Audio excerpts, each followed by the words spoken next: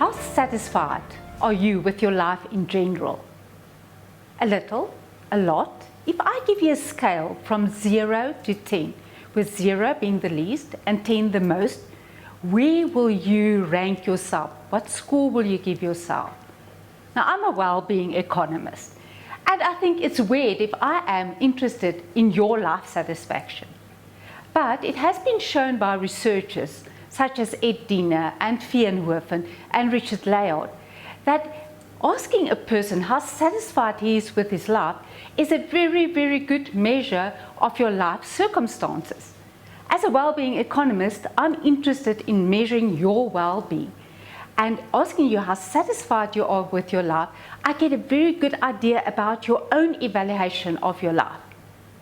Now, if we think about measuring, we need to measure well-being because very often that is the main aim of any government, is to maximize the well-being of people. Also, there's other benefits. If you have a very satisfied community or satisfied with their life, you find they are healthier, they are more productive, they are more interested in learning and getting extra skills, and very often it's a safer community. But if we think about how we measure it, that first question I asked you was, how satisfied are you with your life? When you answered it or thought about that question, what did you think about? If somebody asked me that question, I think about my relationships with my husband and my friends and my children. I think about the place I stay in. I think about safety. What came up first when you thought about that question? What did you think about? Was it about income and how much income I earned? Now, once again, researchers have seen that the first thing people think about is most often not income. It is about social relationships, your relationships with people, and that makes if you're satisfied with your life or not. All the other things count, but not as much. Now the question is, if a government measures its well-being or its welfare, the index or measure they mostly quote is income. So they use gross national income. They calculate the income of all the people in the country and they add it. But that doesn't seem right. It's like when you have a fever or temperature and you jump onto a scale, it's the wrong measure. And if you measure the wrong things, you will never reach the goal because you are measuring income and not well-being. So how should we measure well-being? Now, actually, that has been used quite a while, a very recognized measure, exactly what I asked you. How satisfied are you with your life in general? Now, if we can ask this question to all the people in the country on a scale from 0 to 10, and we can average it, we can tell you how satisfied our country with their lives. And this is actually done. The source that we use is the Gallup World Poll, and this is published in the World Happiness Report annually. If you think of South Africa, we've got a happiness score of, or life satisfaction score of around about 5. If you think of the US, it's closer to 7. A country that's very satisfied with their life, have a high level of well-being, like Sweden, will be around about 7.3. Now, we have this measure. It's Gallup World Poll. But very important, this is a survey. What is a survey? So people go around and ask a certain group, Gallup, around about 1,000 people in a country, which is representative, and we get these responses. We ask this question, how satisfied are you with your life? And that's where we got the numbers from that I've just quoted. But there's a few problems with the survey. Number one, to actually collect that data is really, really costly. You need to go out to people and ask these questions. Number two, once you have actually gathered that information, the data needs to be cleaned, and very often we only get the information a year later, often 2 years later. That's old news, it's history. How can we take decisions on very old data? So is there other option? Yes, there is. Fourth industrial revolution made such a difference. We have access to big data. Big data, so we've got sources on the web. And we have machine learning, which we call natural language processing, where we can analyze this data. Now, we have been doing exactly that. We have developed an index which can measure well-being of people with a difference at almost real time. So as things happen, you can watch this index. The index is called the Gross National Happiness and is on a website which is called the grossnationalhappiness.today. And as things happen, you can see what's happening to the well-being of people. Now, how do we do it?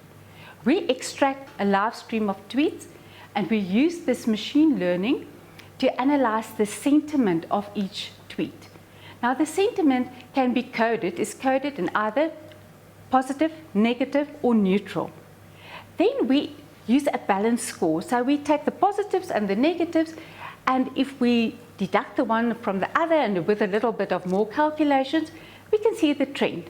So if anything happens, we can see what is the mood or evaluative mood of a nation.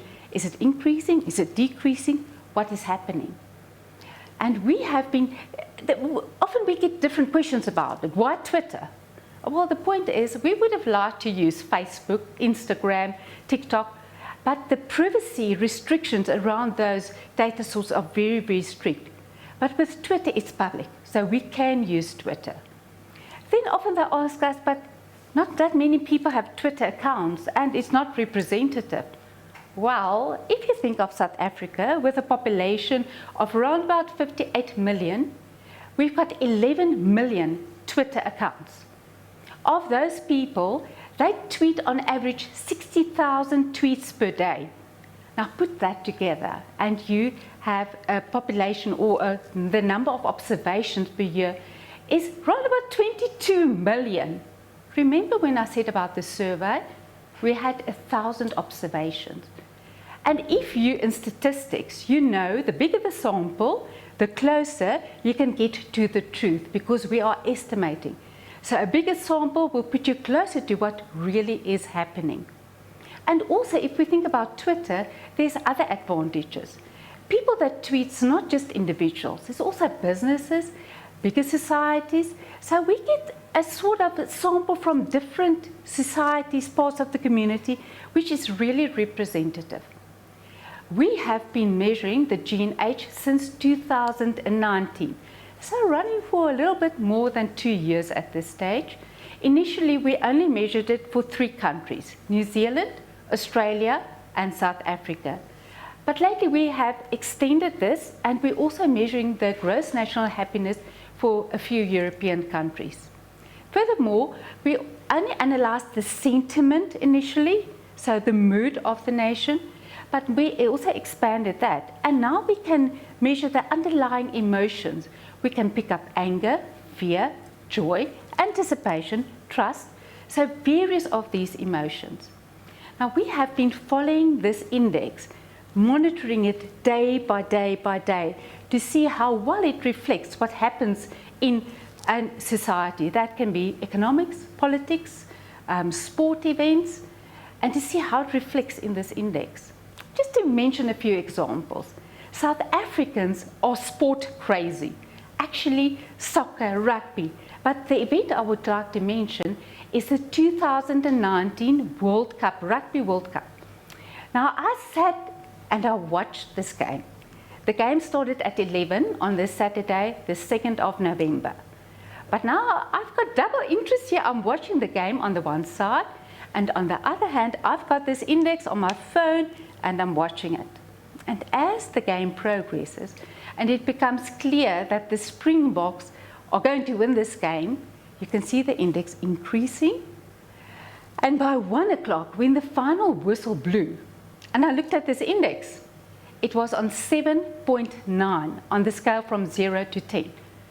Normally, South Africa's index is around about 6.3. This was the highest ever reported for the time being that we measured it. So it did capture that excitement of the nation. And another example, if we look at COVID and lockdown, And New Zealand, we saw on the day that lockdown was announced in New Zealand, this was on 23 March 2020, we monitored the emotions in New Zealand.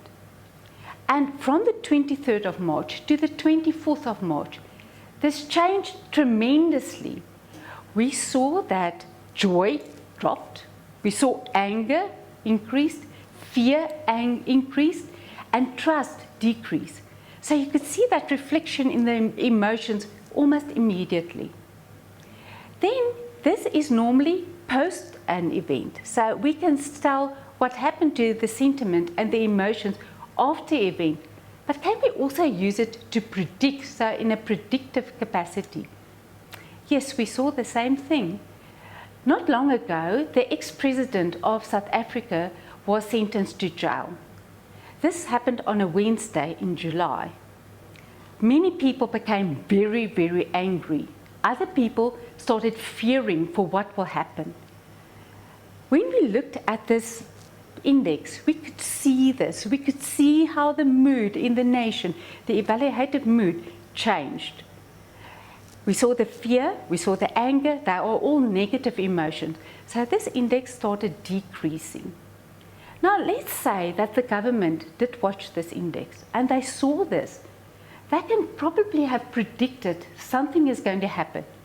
This nation, the mood's going to explode. And that's exactly what happened. By Monday, we had riots, looting. Actually, 300 people lost their lives. There were tremendous losses, financial losses, business losses. Now, if the government saw this change and they followed what happened with the index, they would probably have been able to do something to prevent it, step up, restrict the deaths that occurred, restrict the losses. So this index can also be used in a predictive manner. Now, if we know all of this, number one, we know that we have to measure well-being. Otherwise, we will never know if we reach this goal of governments to maximize well-being. We know that surveys, yes, it's interesting. It gives us information, but it is very costly, and it is not, it's not when we need it. It's not timeous. So we need that information immediately. So is there a different solution? Yes, we do have a solution. We've already developed this index that measures real-time well-being. And we've seen that countries such as New Zealand, which is at this stage the leader in well-being and the measurement of well-being and a well-being budget, has actually adopted this measure as a statistical measure and part of their statistical data. Other countries should follow suit. They should do the same thing. They've got the source of information. It is absolutely essential because we can make a difference. We can improve the well-being of people. And if we use it as a predictive measure, we can save lives. The main thing is policymakers can have the edge. They can be the leaders in a global society if they use this index, if they monitor this index, and if they can see what happens to well-being in real time.